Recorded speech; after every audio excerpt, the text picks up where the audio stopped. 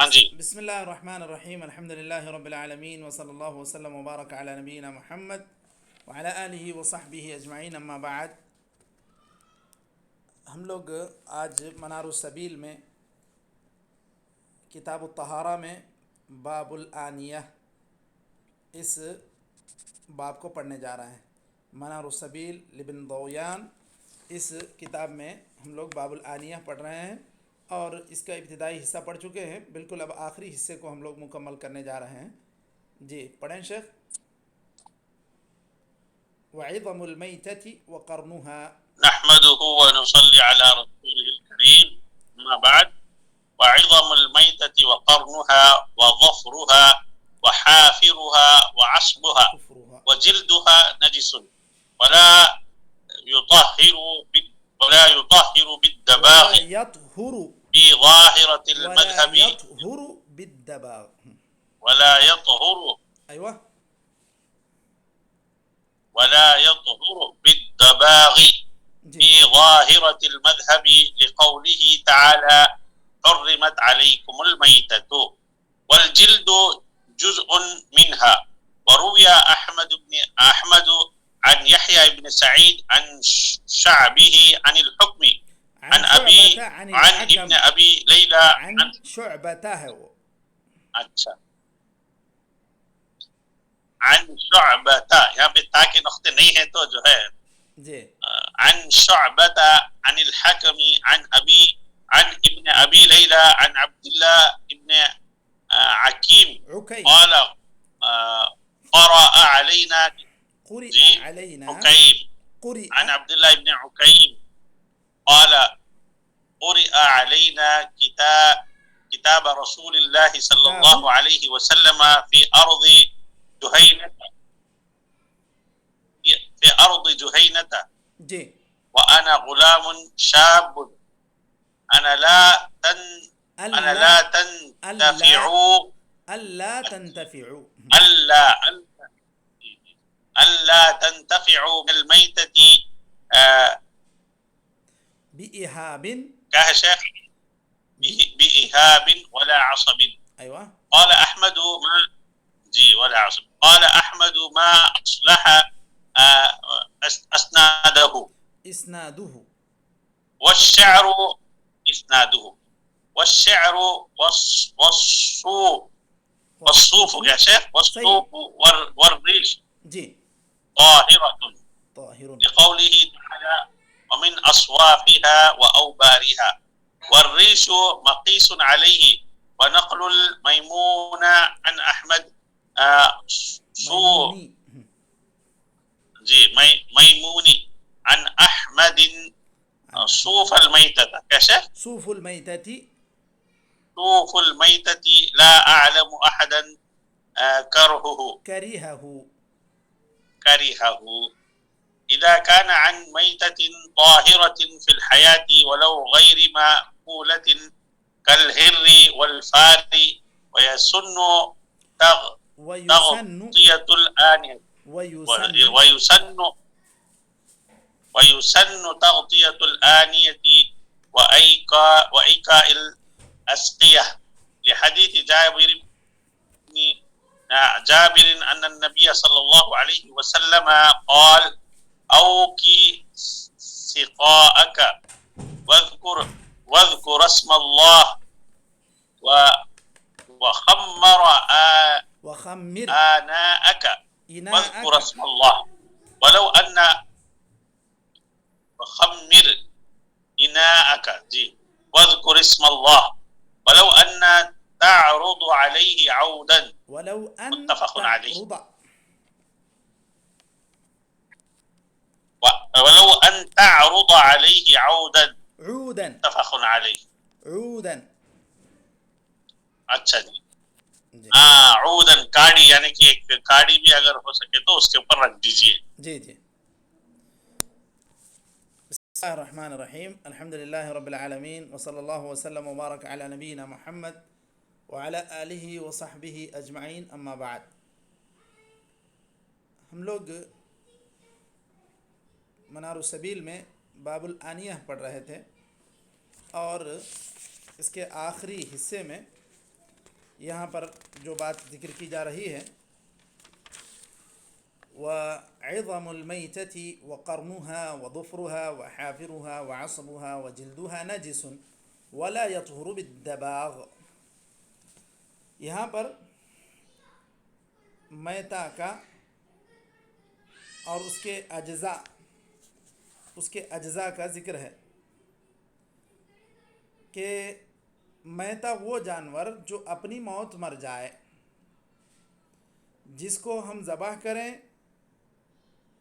وہ مذبوح رہے گا، یا مذکہ شرعیہ کہتے ہیں ذال سے، تذکیہ شرعیہ کہتے ہیں چھری سے بسم اللہ کہہ کر ذبح کرنے کو. تو شرعی اعتبار سے جس جانور کو ذبح کیا جائے، چاہے بیل، بکری، بھینس، اونٹ، گائے جو بھی ہو، تو اس کو کہتے ہیں مذکہ شرعیہ. اگر یہ جانور اپنی موت آپ مر گئے تو اس کو کہیں گے میتہ، مردار. کسی بھی وجہ سے، حادثے کی وجہ سے مر گئے، بیماری کی وجہ سے مر گئے، تو اس کو کہتے ہیں میتہ. میتہ اور مذبوحہ یا مذکہ شرعیہ، یہ دونوں میں تھوڑا سا فرق ہے.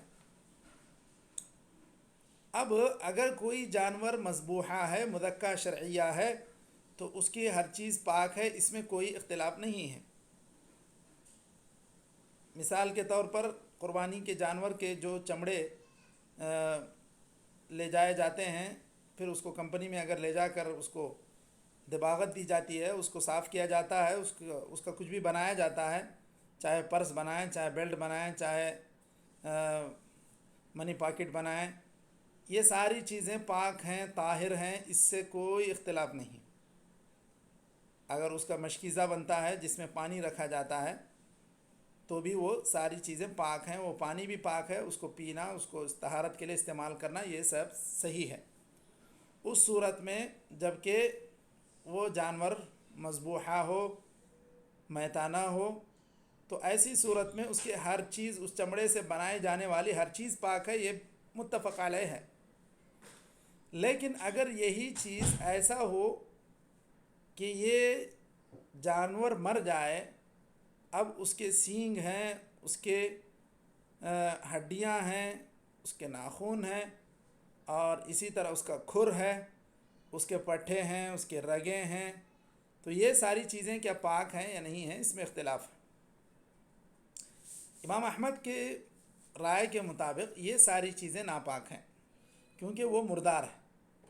اب اللہ تعالیٰ نے جہاں سورہ مائدہ میں ذکر کیا حرمت علیکم المیتہ، تم پر میتہ حرام کر دیا گیا، تو مطلب یہ کہ ان کا کہنا ہے کہ جب میتہ حرام ہے تو پھر اس کی یہ ساری چیزیں، ہڈیاں، اس کے سینگ، اس کے ناخن، یہ سب چیزیں بھی اس کے اجزاء ہیں، تو یہ بھی حرام ہیں. یہ امام احمد رحمۃ اللہ علیہ کا کہنا ہے، کیونکہ انہوں نے اس آیت سے استدلال کیا.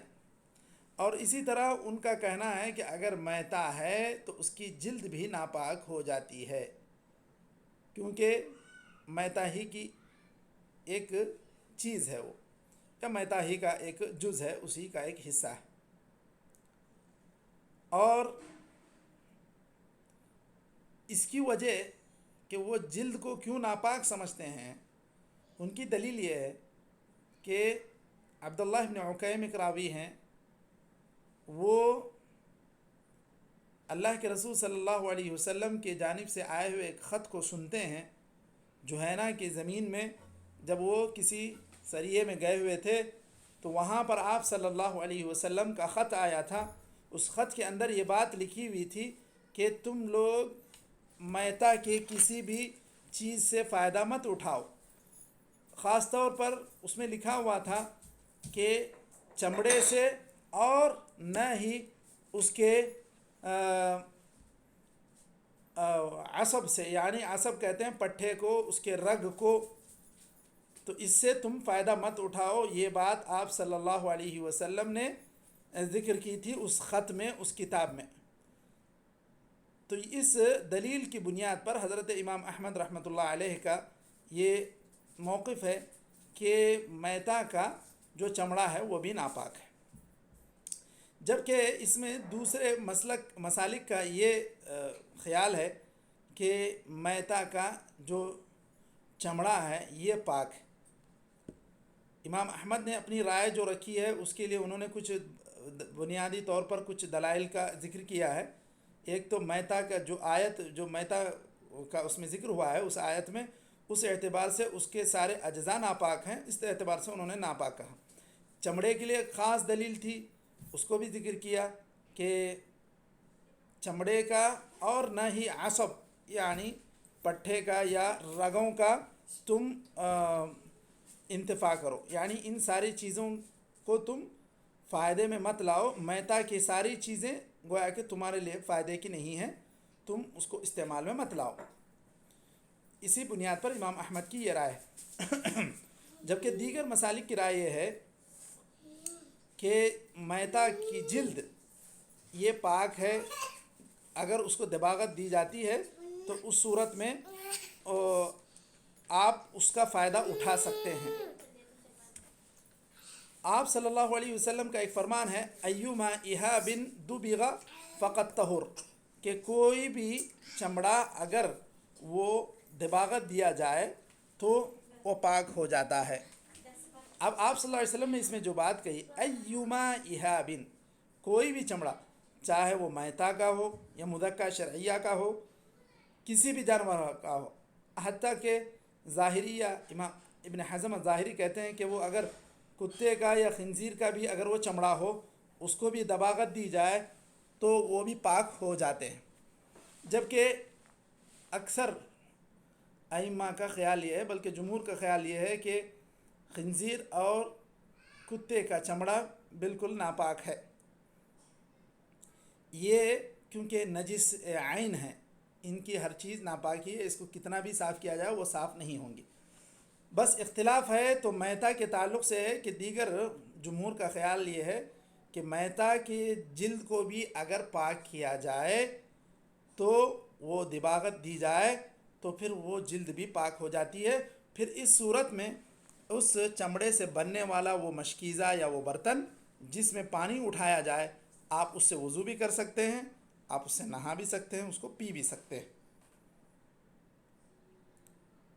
اب یہ بات تو ہو گئی چمڑے کے تعلق سے، اور اسی طرح جو میتا کی ہڈیاں ہیں یا اس کے سینگ ہیں یا اس کے ناخن ہیں، اس تعلق سے بھی امام ابو حنیفہ رحمۃ اللہ علیہ کا، شیخ الاسلام ابن تیمیہ کا یہی موقف ہے کہ یہ اس سے الگ چیز ہے، اس کے اندر نجاست نہیں رہتی جس طرح چمڑے میں رہتی ہے، تو یہ چیزیں پاک ہیں، گرچہ کہ امام احمد کی رائے یہ ہے کہ وہ ناپاک ہیں، نجس ہیں، کیونکہ سینگ تو ایک سوکھی چیز ہے۔ اب کہتے ہیں کہ لوگ اس سے بٹن بناتے ہیں یا اور بھی کچھ چیزیں بناتے ہیں، کنگھیاں بناتے ہیں، تو اگر اس طرح کی کوئی چیز بنائی جاتی ہے تو وہ پاک ہے، یہ امام ابو حنیفہ کا خیال ہے، اور شیخ الاسلام ابن تیمیہ نے بھی اس کو ترجیح دی ہے۔ اور اسی طرح میتا کے جو دیگر اجزاء ہیں اس میں اس کے بال ہیں یا اون ہے، جیسے مینڈھا ہے تو جسے ہم خروف کہتے ہیں، وہ اس کا جو اون ہے اس کے ذریعے سے بنائے جانے والے یہ جو اون یا کچھ چادر ودر ہوتی ہیں وہ ساری چیزیں پاکیزہ ہیں، پاک ہیں، یہ کہہ رہے ہیں، کیونکہ اللہ تعالیٰ نے اس کے تعلق سے کہا وَمِنْ أَصْوَافِهَا وَأَوْبَارِهَا، اللہ تعالیٰ نے ذکر کیا اثاثًا ومتاعًا إِلَىٰ حِين، کہ تم اس سے فائدے کی چیزیں بنا لیتے ہو اور اس سے فائدہ اٹھاتے ہو، تو مطلب یہ ہے کہ یہ پاک ہے، بہتر ہے، جائز ہے۔ وَالرِّيشُ مَقِيسٌ عَلَيْهِ، اسی طرح یہ جو دیگر پرندوں میں سے بھی کوئی مر جاتا ہے، اگر اس کا پنکھ کوئی نکال لیتا ہے، آپ دیکھتے ہیں کہ پہلے زمانے میں کچھ لوگ لکھنے کے لیے بھی وہ پنکھ کا استعمال کرتے تھے، ریش کہتے ہیں اصل میں پنکھ کو اردو میں، تو وہ پنکھ بھی طاہر ہے، پاکیزہ ہے۔ بال ہو یا اون ہو یا اس طرح کے پنکھ ہوں، یہ میتا کی یہ ساری چیزیں پاک ہیں، اور امام احمد کہتے ہیں کہ مجھے لگتا ہے کہ میرے خیال سے کسی نے اس کو ناپسند نہیں کیا۔ اذا كان من میتة طاہرة فی الحیات، بسم اللہ،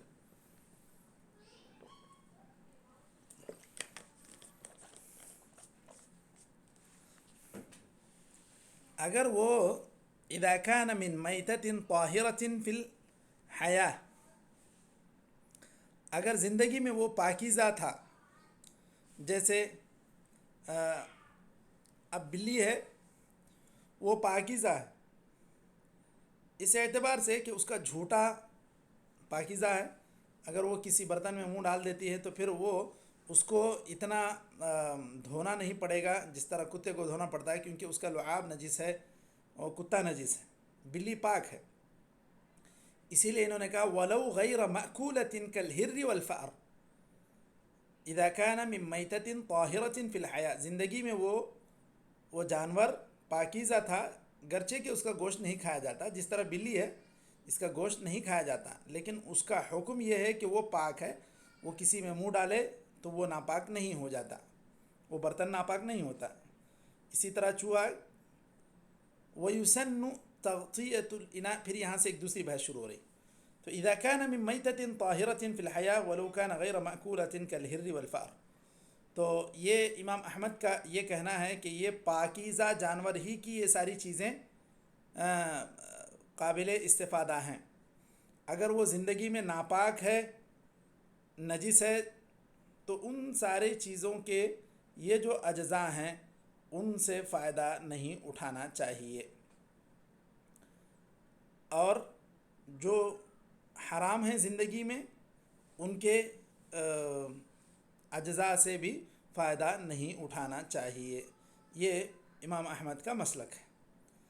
یہاں تک یہ بات انہوں نے اس لیے لائی کہ میتا کے جلد سے کچھ چیزیں بنائی جا سکتی ہیں، خاص طور پہ برتن کا بنانا تو یہ تو عام تھا، مشکیزہ جس کے اندر پانی، قرب جسے کہتے ہیں، وہ اس کے اندر پانی اٹھایا جاتا تھا، اسی لیے اس کو یہاں پر ذکر کیے ہیں۔ اسی طرح اب ہو سکتا ہے کہ جدید ترقی یافتہ دور میں کچھ سینگ کو اور بھی بہت سارے کاموں کے لیے استعمال کیا جاتا ہو، ہاں، تو اسی لیے بھی یہاں اس کا ذکر آیا ہے۔ اس کے بعد یہاں پر باب الآنیہ کی مناسبت سے یہاں آخر میں کچھ ایک دو چیزیں ذکر کی جا رہی ہیں کہ وَيُسَنُّ تَغْطِيَةُ الْآنِيَةِ وَإِيكَاءُ الْأَسْقِيَةِ، سنت ہے، مستحب ہے کہ برتن کو ڈھانکا جائے، تغطیہ کہتے ہیں ڈھانکنا، ایکا بند کرنا، ڈھکن لگانا، الاسقیہ جمع سقا، کوئی بھی پانی کی پینے کی چیز ہے، باٹل ہے، پانی کی تھیلی ہے، پانی کے واٹر بیگ جو آتے ہیں، وہ کوئی بھی یہ اس طرح کی چیزیں ہیں تو اس کا ڈھکن لگانا، ایکا الاسقیہ اس کو کہتے ہیں۔ تغطیۃ الآنیہ، جو بڑا برتن ہے، کوئی بھی بگونا ہے، یہ ساری چیزیں اس کے اوپر کچھ نہ کچھ ڈھکن ڈھانکنا چاہیے۔ لحدیث جابر، حضرت جابر کی حدیث، نبی صلی اللہ علیہ وسلم قال اوکی سقاءک واذکر اسم اللہ وخمر اناءک، آپ صلی اللہ علیہ وسلم نے کہا کہ تم اپنے مشکیزے کو بند کرو اور بسم اللہ کہہ کر اس کو جو ہے برتن کو بند کرو، اور ولو ان تعض علیہ عودا، کچھ بھی نہ ملے، ڈھکن نہ ملے تو کم سے کم ایک کاڑی ہی صحیح اس کے اوپر رکھ دو، کیونکہ یہ منطقہ میں ہم لوگوں نے حدیث پڑھی تھی کہ ہر رات ایک بیماری ہوتی ہے جو سرایت کر جاتی ہے، تو اسی لیے آپ صلی اللہ علیہ وسلم نے اس طرح کے برتنوں کو ڈھانکنے وانکنے کا حکم دیا تھا۔ تو یہ ساری چیزیں مستحب ہیں، اس طرح کی چیزوں کا اہتمام کرنا چاہیے۔ جو چیزیں کھلی پڑی رہ جاتی ہیں پھر اس کو صبح میں استعمال نہیں کرنا چاہیے، اگر بند رکھی گئی ہے تو اس کو استعمال کرنا چاہیے۔ یہ حضرت جابر رضی اللہ عنہ کی حدیث کی بنیاد پر یہ حکم لیا گیا ہے اور اس کو مستحب بتلایا گیا ہے۔ یہاں تک باب الآنیہ کی بحث ختم ہو رہی ہے۔ اس کے بعد باب الاستنجاء و آداب التخلی ہے، انشاءاللہ کل ہم لوگ اس کو پڑھ سکتے ہیں۔ یہاں تک اگر کوئی بات غیر واضح ہے تو آپ لوگ اس کو پوچھ لے سکتے ہیں۔ جی مشائخ،